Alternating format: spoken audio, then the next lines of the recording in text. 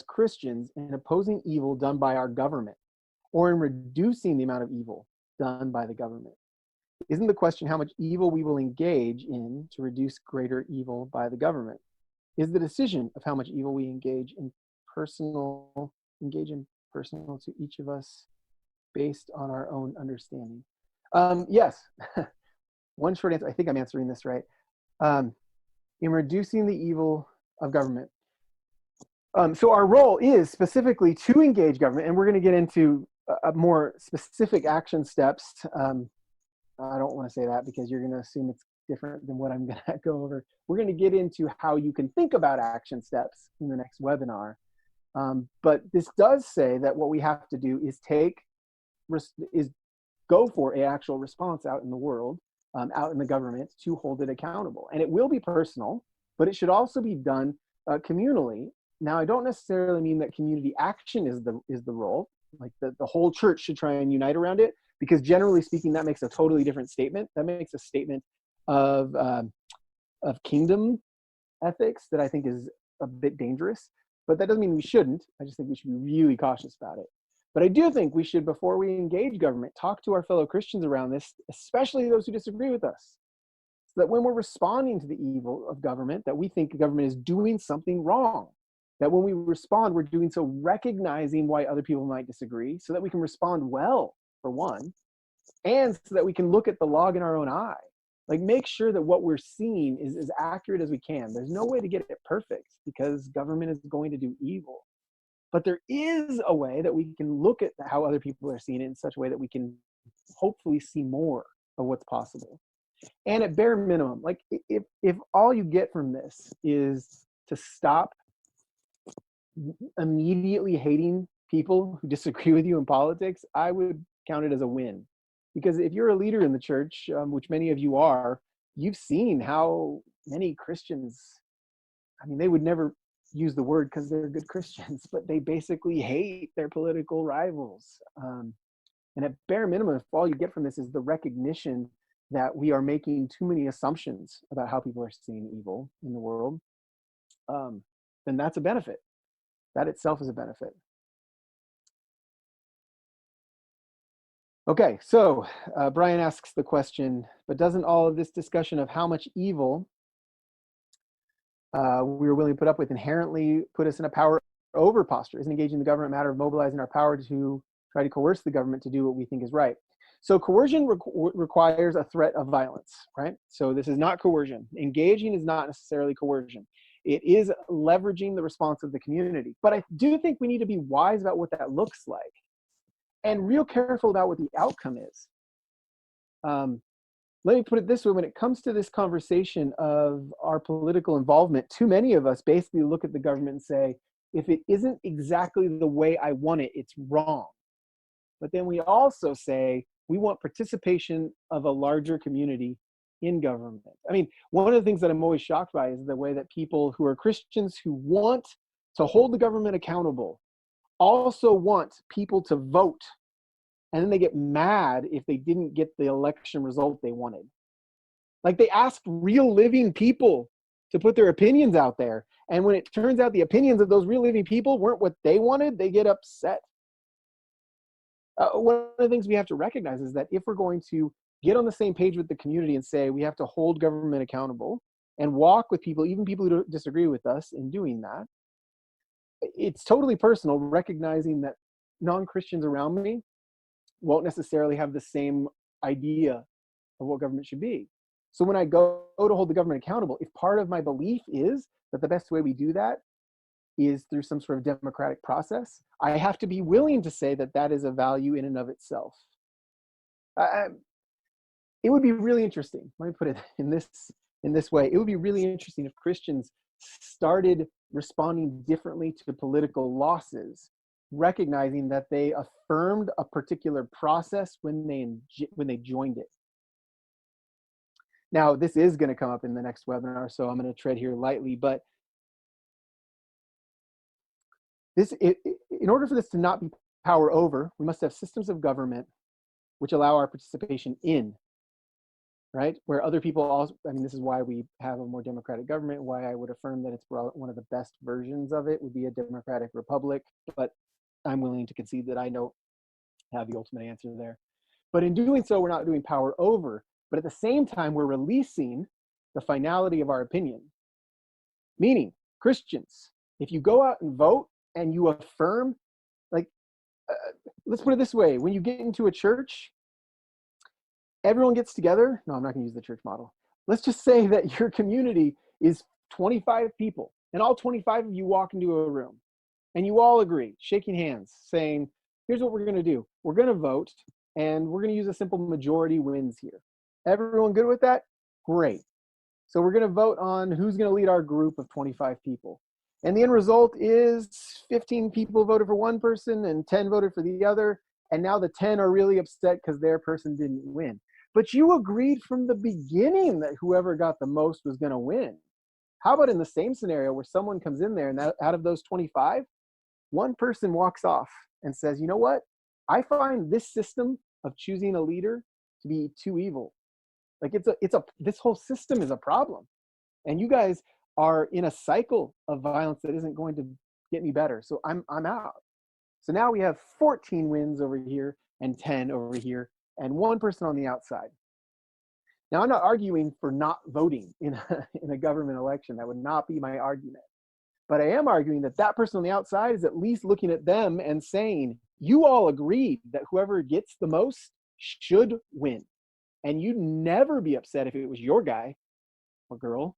If it was your person who won, you wouldn't be upset. You'd be thrilled. You're only upset because you didn't win, even though you agreed to the process. And this guy on the outside saying that process might be evil. So this is why I want to describe this in particular as I know it's kind of a long-winded way to talk about Brian's question, but it's not power over when what we're saying is we want to respond within the community, within the people, and we want to do so in a way that we think balances this evil continuum as best we can. And sometimes it might say the whole thing you've got going on is unacceptable, because we shouldn't accept the lesser evil. Never.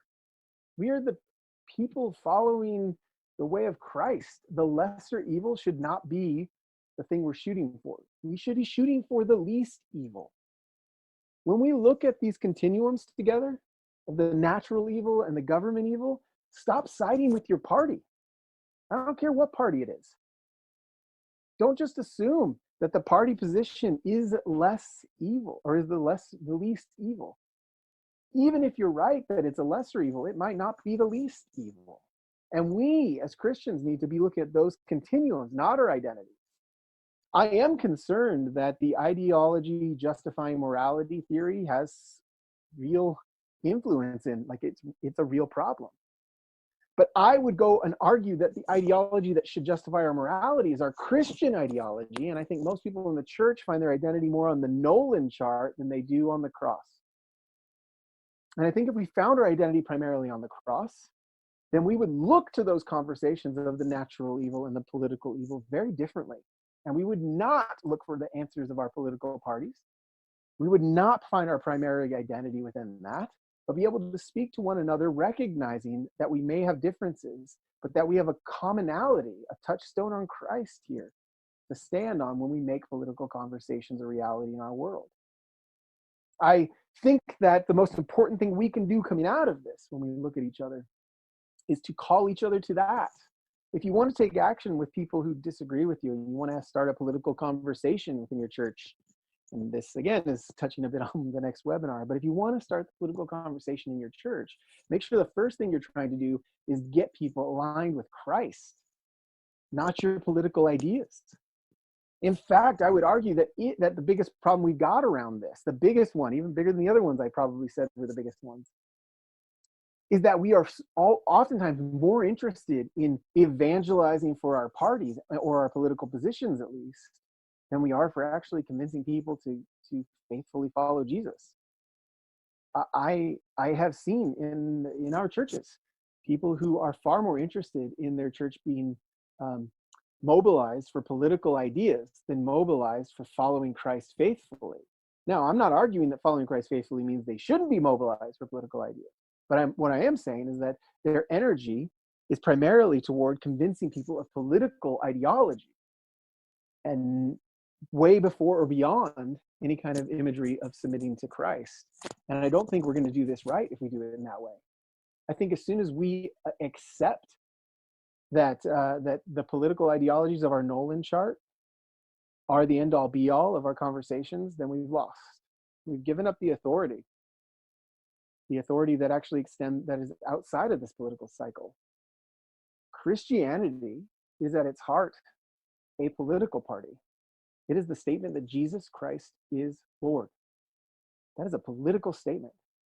And if we can't declare that truly and fully, willing to lay everything else down first, then our argument, well, I hope they're not always arguments, but then our conversations about the evil continuum, our conversations about the way government can go forward, will end up on the altar of the false god of a political ideology. And I think we've sacrificed enough of our relationships and enough of our churches to that altar. I think it's time to stop and look at the cross as the image of what we're supposed to be doing. All right. Well, you got me a little bit into a sermon, but I'm a pastor, so and you're somewhat captive to me. Sorry. But I do want to respond to a little bit more here. This entire section here is primarily about engaging the questions that you have, this last section. So I want to give another chance to it. Let's see. Is it possible we're overemphasizing the violence of government when the texts presented tonight show a flip side in which government is also to praise the good and promote peace? Would you say that the only way the government can praise good and promote peace is found in violence? No, I wouldn't say that. That's worth noting. Government can only be an authority to praise good and promote peace by using violence, but I wouldn't say that it has to use violence to praise good and promote peace. Oh man, that's tricky. Now that I said it out loud, I think I'm wrong. I think I would argue that every government action stems from the possibility of the government using violence, and for the smallest ones, basically government doesn't get money without coercion. So it's impossible for it to pretty much do anything in that way. Or the bare minimum, it gets it from the authority of being an authority, meaning it can't, and this is what I was saying at first, it can't promote peace as an authority without showing its authority with its use of violence, meaning it has to be able to use the violence to promote the peace. Now, that being said, I think government can do that, and they can do that that's probably one of the lowest levels of violence it can do is to actively promote peace as opposed to using direct violence in that way. And so that's probably the least violent, the least evil it could do is to actively promote peace. And I think that, the closest you're going to get to hearing my political perspective is that I think the government should be trying to do that. I think all government should be trying to do that at the highest level possible, always, because that's the best way I would imagine to eliminate or to reduce evil. Oh, Michael threw out a great question. In your view, what is or are Jesus' tactics for community transformation or re-shaloming the world? And yes, Michael, that is next week. But the teaser on that is that Jesus is primarily looking to create an alternative community for the world to look at, but that alternative community can re-shalom the world in the sense of, well, nope, that's it. That's all I'm saying. They can re-shalom the world. You want to hear more? That's the next webinar next month. Not next week, Michael, but next month. Yeah. Brian asked, this may be getting ahead, but I do have a practical question about having political conversations at our churches. It seems like we have to adopt the moral language that governments recognize in order to call upon the government to do what is right. By using that language, we risk falling into the ideology justifies morality tendency ourselves, which is actually a pretty compelling explanation about how we got this partisan gridlock within the Mennonite Church. I think you're right, Brian. But so how can we engage government using this language without being overly influenced by it ourselves? Yeah, and I am going to go over that at the next webinar. But it is, this is not a small thing. When I almost treat it too flippantly when I'm almost preach to you all about how we can push back at this. You're talking about the biggest Goliath that humans can create. The reason why politics are so um, are so powerful and so difficult of a conversation in the church is because they're so easily justifiable, right? Like the reason they're so hard is because they are so justifiable.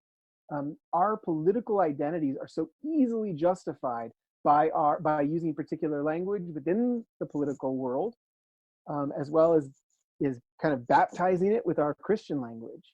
I would argue that political ideology is the Goliath that the church has to face if we're going to engage politics in any way. In fact, I would argue if we're not willing to be on the assault when it comes to political ideology, in removing that from our core identity, if we're not willing to, then we probably should back out of politics, because it's too tempting. It's the largest temptation anywhere because it offers you two things. It offers you an image that says you can change the world. This is the offer that Satan gave Jesus, and we talked about that in the first webinar. Like, that is the temptation. You can change the world. Just bend your knee to this ideology. And secondly, it's the temptation of community that seems transformative. And I would argue that's a really big deal in churches today, because a lot of churches don't feel like they experience real transformation. Now, you could argue about that as a personal transformation or communal transformations, but you get a real concrete transformation when you leverage violence against people, when you leverage coercion. I mean, let's use that language for it.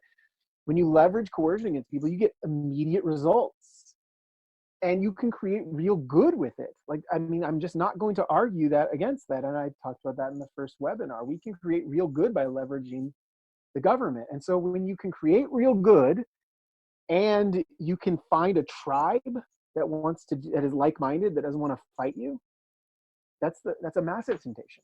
That's a massive one. And instead, I want to say, if we're going to get involved at all, we have to be constantly aware of this. We just have to be vigilant at the highest level of the temptation to find our identity there.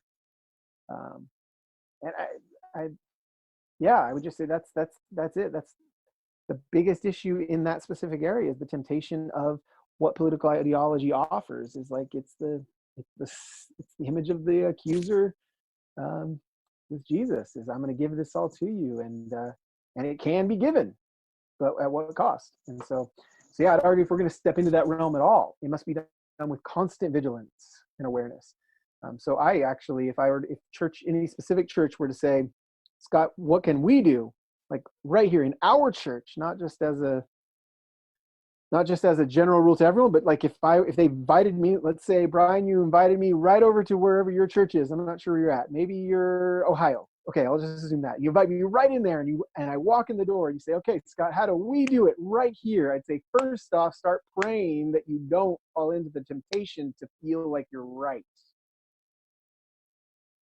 Because that's the first step of ideological damage, that we somehow have created something that is not our political identities, that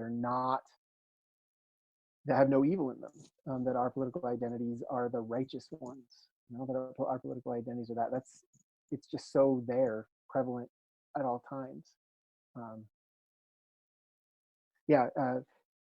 And again, that's touching to the next webinar, but that humility it's not a good thing. It's the mandatory thing.